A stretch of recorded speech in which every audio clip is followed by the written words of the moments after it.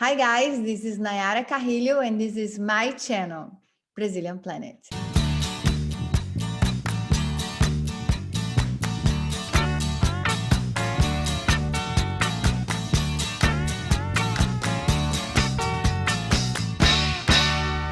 The purpose of Brazilian Planet is now connect more and more people and also share a lot of experience.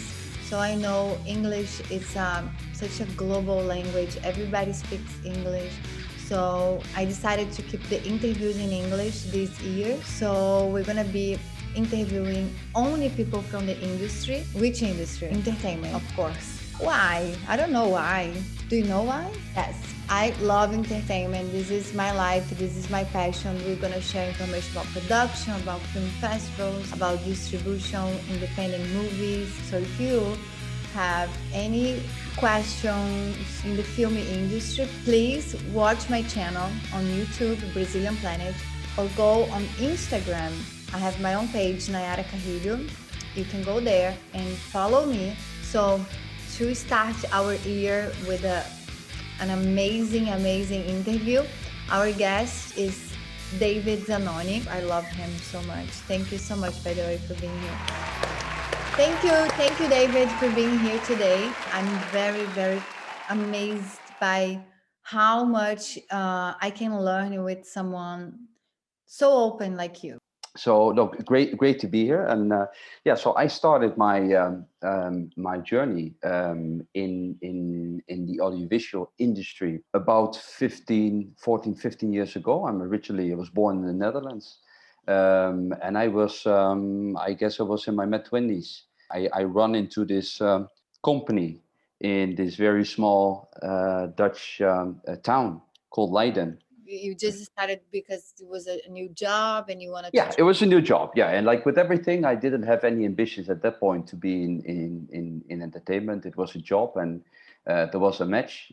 I think that I matched their profile, and they promised me traveling and international business. So I said, "Oh, let's do it, and we can always see." I literally had to learn about the industry. I really didn't have at that point clue to financing, distribution, production, nothing. So I had to learn everything from the start, and that's where I basically started. So what are the difference between the markets? Because you cover Spain, you cover US, you cover Latin America. What are the main difference among these markets? Some markets have very strong domestic industries. You mentioned, for example, Spain and Italy. Italy has a very long history of Italian cinema, and Spain has very strong national production, both in film as well as in television. And of course, the US as such has a very powerful domestic market, but the way that US films, Hollywood films travel, that's uncomparable to films from other nations, just because the way that we look at entertainment is so Americanized in a way, right? So in terms of distribution, just by definition, English language films tend to travel a lot more easily, right?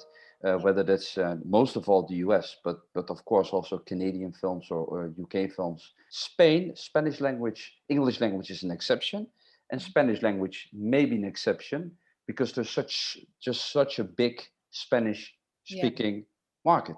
What is the hottest genre and why? Oh, it's a good question. I'm not selling films, so that's more difficult for me to answer. But generally speaking, there are a couple of genres that always, especially if you look from an US point of view, that sell, that finds distribution, which is adventure, action, comedy in a way, but specifically if it's very internationally, let's say, acceptable or known comedy, which is mainly US, English language, often US, UK, United Kingdom, to a certain extent, Australia. The thing is, if you look at comedy, it's very local. Even for me, living here, sometimes Americans make some jokes and I have no clue why they're laughing. Yeah. And nowadays we have so many streaming channels. Do you think Latin American productions have more opportunities now. COVID-19 has changed things dramatically. Yeah. But there was already a tendency in Latin America where the streamers started to step in. You know, most of all Netflix, but also Amazon, and I guess at some point Apple will also step in, but also HBO, for example.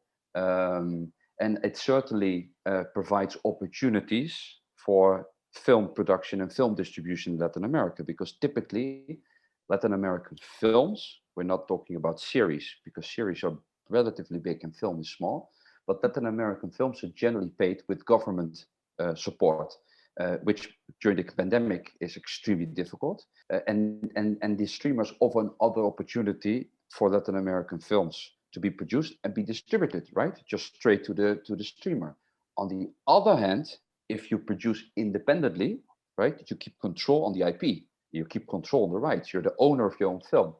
If a streamer steps in, especially from the beginning, and they take over basically the whole finance of the production, you also lose your IP. You get paid, you know, as a producer, Yeah. but you Yeah. lose control over your film. Sometimes that's a balance, and sometimes there's no choice.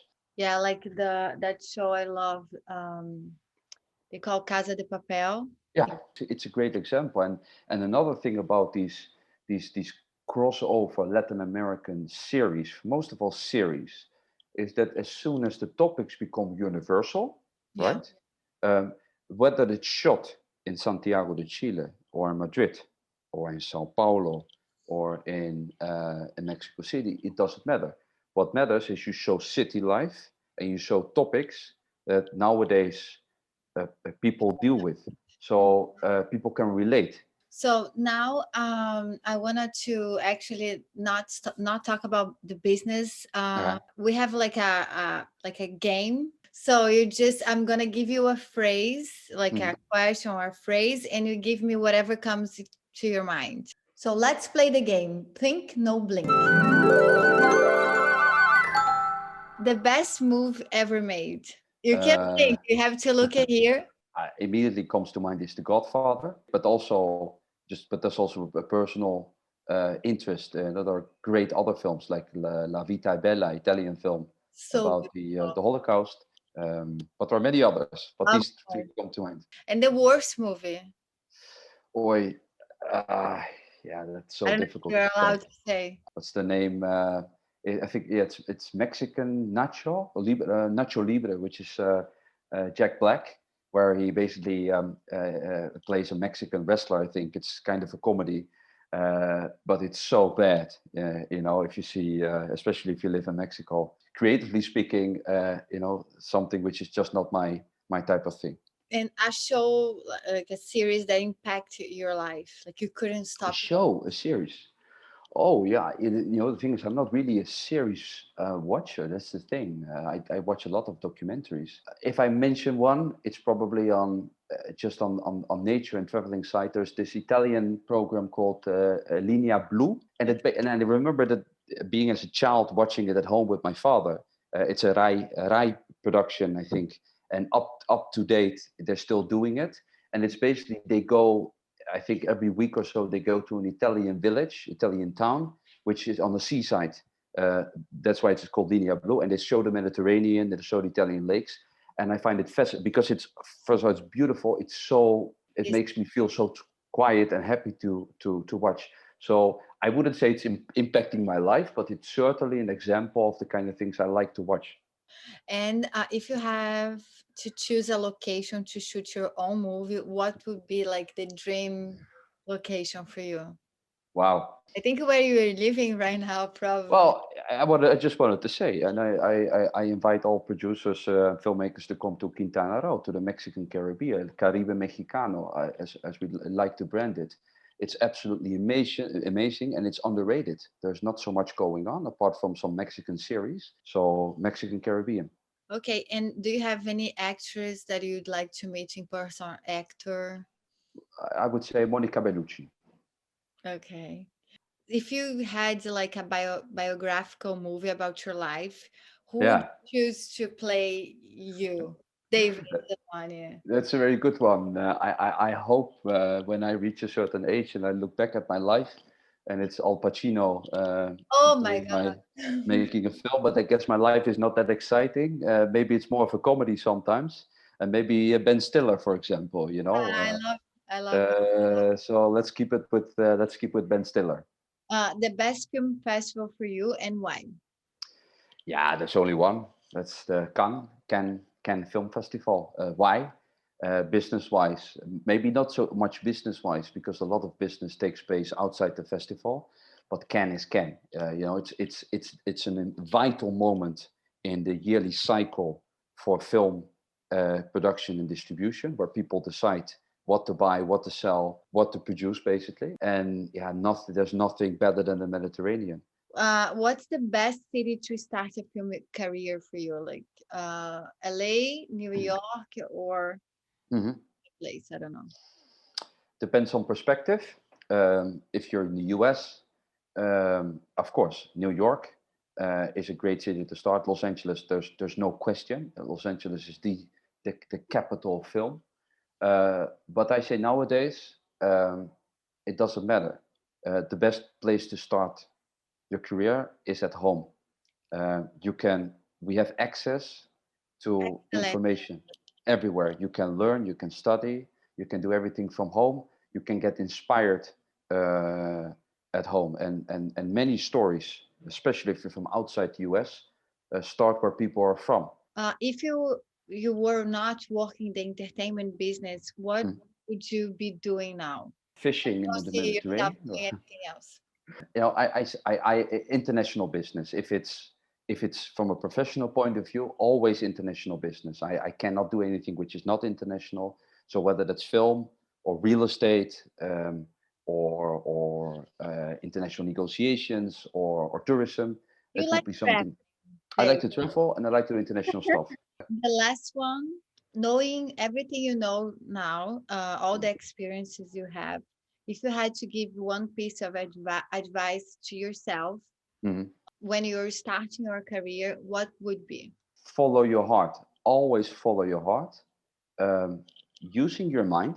So following your heart doesn't mean that you become blind. You get blind and you just, you have to have a roadmap for yourself, your heart. This is what I want to do in life. And to achieve that, I'm going to be practical. So I follow my mind. I need to do rationally. I'm going to follow the steps rationally in order to achieve my goal. The other thing is just never, ever give up and always share. Be open. You cannot do things alone. Always share. Sometimes it's for something you return, sometimes it's a mutual benefit, and sometimes it's just by giving to other people. I very much believe you create good energy and it will get back to you. Thank you so much. Really. You you blinked. I did, There's yeah. no problem because your answers were so great and I really enjoyed talking to you. I think being a human and being in any industry, you gotta share and you gotta be Absolutely. open to help others because what's the point? I think the most important is everybody rising and being happy because happiness is for everyone, and I can tell you're a very happy I person agree. and you deserve all this happiness because you're such an amazing human being. So Thank I'm you very much. very, very happy to have you here in my channel. I know you write for the Stage 32. You have we're always in the UCLA, right? In the Yeah, doing seminars. So if people wanted to see you or you wanted to write about you, they can go on your website, right? absolutely. Yeah, people can reach out to me. They can go to my webpage, and always happy to have a chat. Definitely. I hope so. A new phase for our industry that people are going to be vaccinated. We're going to be able to travel and do more business, and hopefully we can meet soon in person. Sounds like a plan. And yeah, Like thank a you plan. very much. Thank you very much for having me. Bye bye. Bye. Ciao. So I hope you guys enjoyed this interview with David. Keep tuned, share with your friends, follow me on Instagram, go to YouTube channel and do your job. I see you next week. Bye bye.